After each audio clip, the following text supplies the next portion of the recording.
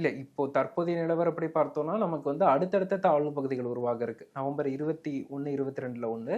பிறகு மீண்டும் மற்றொரு காற்றழுத்த தாழ்வு பகுதி 26ஆம் தேதிக்கு பிறகு உருவாக இருக்கு.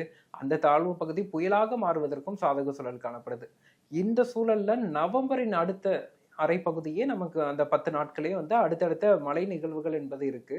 அதனைத் தொடர்ந்து தான் நமக்கு டிசம்பர் மாதத்தை குறித்து பார்க்கணும். டிசம்பர் மாதத்தை பொறுத்தளவிற்கு தமிழகத்தில் மழை சராசரி என்பது அக்டோபர், நவம்பர் மாதங்களை விட சற்று குறைவு தான். அக்டோபர் மாதம் 17 சென்டிமீட்டர், நவம்பர் மாதம் 18 சென்டிமீட்டர்.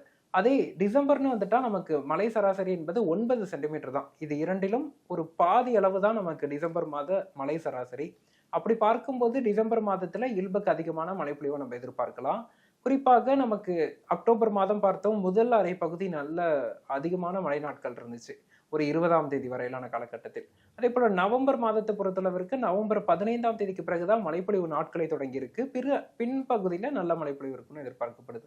அதே போல டிசம்பரிலும் ஒரு 2 வாரங்கள் பருவமழை சற்று வலு குறைந்தும், ஒரு 2 வாரங்கள் பருவமழை சற்று தீவிரமடைந்தும் மழைப்பொழிவு கொடுக்கும்னு எதிர்பார்க்கலாம். அது எந்தெந்த நாட்கள் என்பதை நமக்கு இந்த மாத இறுதியில நம்ம உறுதிப்படுத்தலாம்.